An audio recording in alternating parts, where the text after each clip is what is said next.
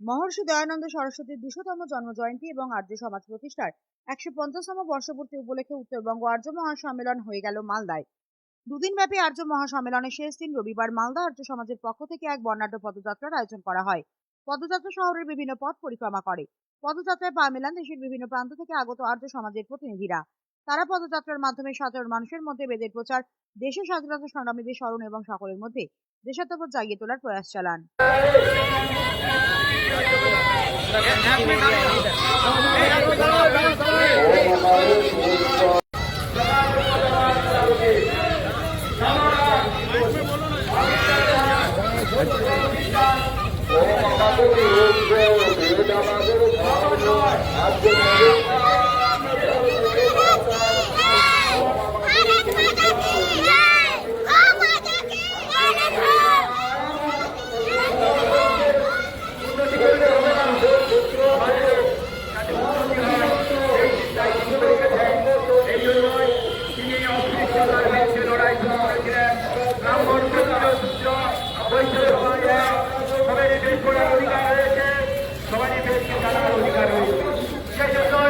আমাদের সবাই বলে থাকি যে বেশ সকলে এই বেশ তোমার আমার, এই বেশ তোমার আমার,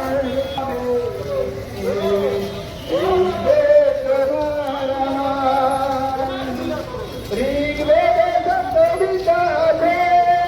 আমাদের কোন সংগঠনের কি প্রোগ্রাম? এটা আমাদের আর্য সমাজ উত্তরবঙ্গ সম্মেলন হচ্ছে। এখানে আর্য সমাজ, যেটা দয়ানন্দ সরস্বতী প্রতিষ্ঠিত আর্য সমাজ, তারই একটা শাখা আমরা মালদা আর্য সমাজ, তাদের উদ্যোগে আর উত্তরবঙ্গে প্রথম মহাসম্মেলন হলো।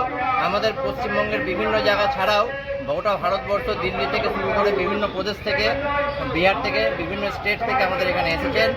আমাদের এখানে 250 থেকে 300 জন এখানে ছিলেন। তারা দুদিন ধরে এখানে আছেন। রীতিমতো প্রোগ্রামটা কি? এই প্রোগ্রামটা হচ্ছে যোগ্য অনুষ্ঠান, বেদের প্রচার। আর্য সমাজের মূল কাজ হচ্ছে বেদের প্রচার, মানুষের মধ্যে যে সমান ভাব সেটা জাগিয়ে তোলা। এই কাজে আর্য সমাজ কাজ করে চলেছে দীর্ঘকাল ধরে।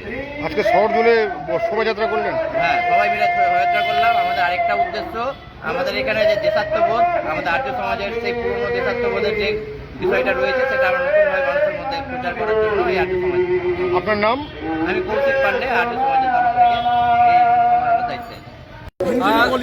महर्षि दयानंद सरस्वती जी का ये जन्म जयंती का 200वां वर्ष है और आर्य समाज की स्थापना का 150वां वर्ष है। सारी दुनिया जानती है कि देश की आज़ादी के आंदोलन में आर्य समाज का बहुत बड़ा योगदान रहा है और प्राचीन वैदिक संस्कृति की पुनर्स्थापना का प्रयास आर्य समाज ने और उनके संस्थापक महर्षि दयानंद सरस्वती जी ने किया है। उसी उपलक्ष्य में ये प्रांत भर का और खास करके उत्तर बंगाल का कार्यक्रम मालदा में आयोजित हो रहा है 2 दिन का। कल का भी था, आज उसका समापन का कार्यक्रम। अभी यात्रा के बाद मुख्य कार्यक्रम सरस्वती विद्या मंदिर में रहेगा। तो वेद की मान्यताओं की पुनर्स्थापना और उन ऋषि महर्षियों को पुनः याद करना जिनकी प्रेरणा से हम लोग चल रहे हैं, और उन महान क्रांतिकारियों को याद करना जिनकी वजह से ये देश आज़ाद है, उसी की सारी एक श्रृंखला का ये कार्यक्रम हिस्सा है। आपका शुभ नाम क्या है? मेरा नाम स्वामी आदित्य वैश्य है और मैं दिल्ली से इस कार्यक्रम में शामिल होने के लिए आया हूँ।